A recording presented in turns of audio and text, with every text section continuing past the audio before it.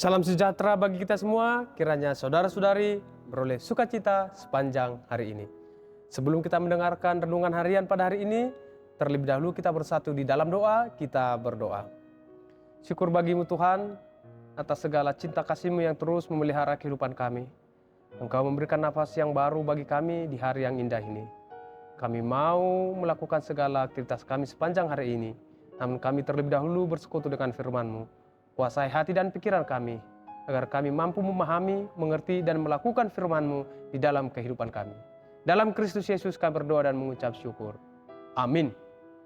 Saudara-saudara yang terkasih dalam Tuhan Yesus Kristus, renungan harian pada hari ini, Jumat 17 Mei 2024, tertulis dalam Mazmur 6 ayat 2. Saya akan bacakan untuk kita semua, demikian bunyinya. Ya Tuhan, janganlah menghukum aku dalam amarah-Mu, dan janganlah menghajar aku dalam nyala murka-Mu. Demikian pembacaan firman Tuhan. Saudara-saudara yang terkasih dalam nama Tuhan Yesus Kristus, memang acap kali perhatian dan kasih sayang itu dipahami sebagai hal-hal yang menyenangkan dan hal-hal yang baik. Suatu ketika seorang ayah pernah memarahi anaknya yang masih kecil karena melakukan kesalahan. Dengan menangis, anaknya itu berkata, "Ayah tidak sayang lagi sama aku. Ayah sudah marah sama aku." Anak itu memahami bahwa ungkapan rasa marah ayahnya itu adalah wujud kebencian. Marah ayahnya itu dipahami anak itu sebagai tanda bahwa ayahnya tidak lagi mengasihinya. Memang benarkah demikian? Dalam Ibrani 12 ayat 6 dikatakan, karena Tuhan menghajar orang yang dikasihinya, dan ia menyesah orang yang diakuinya sebagai anak. Bahkan dalam Amsal 13 ayat 24 dikatakan, siapa yang tidak menggunakan tongkat benci kepada anaknya, tetapi siapa yang mengasihi anaknya menghajar dia pada waktunya. Demikian di dalam Amsal 13 ayat 24. Saudara-saudara yang terkasih dalam Tuhan Yesus Kristus, oleh Lembaga Alkitab Indonesia dalam terjemahan baru 2, perikop atau pasal 6 ini diberi judul doa dalam pergumulan. Mazmur pasal 6 ini merupakan doa dari pemazmur yang berisikan pergumulannya kepada Tuhan.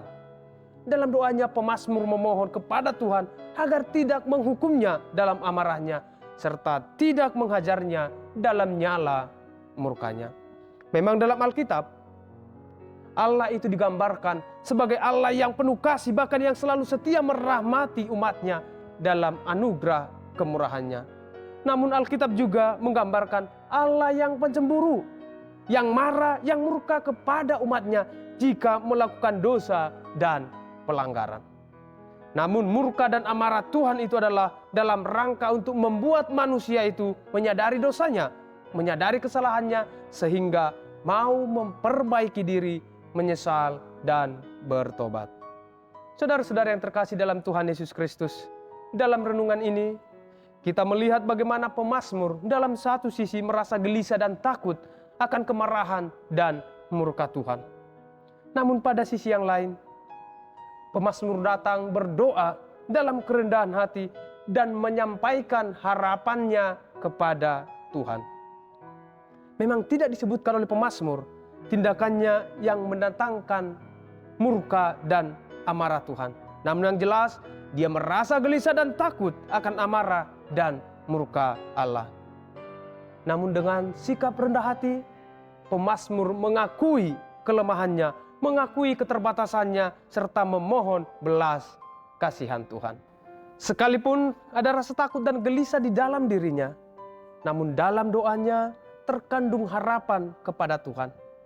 Dia tetap berani datang ke hadapan Tuhan agar tidak menghukumnya dengan amarahnya serta tidak menghajarnya dengan murkanya. Tentu pemazmur memiliki keberanian datang ke hadapan Allah karena dia benar-benar mengenal Allah, yaitu Allah yang pengampun dan penuh kasih setia, yang tidak membalaskan sesuai dengan kesalahannya. Saudara-saudara yang terkasih dalam Tuhan Yesus Kristus, Allah yang kita sembah adalah Allah yang penuh kasih setia, yang tidak membalaskan setimpal dengan dosa dan kesalahan kita. Sekalipun manusia itu dihukum, namun kasih setianya jauh lebih besar daripada hukumannya itu. Bahkan amarah dan murkanya adalah cara Allah untuk mengasihi kita dalam bentuk yang lain. Cinta itu tidak selalu dinyatakan dengan hal-hal yang baik dan menyenangkan.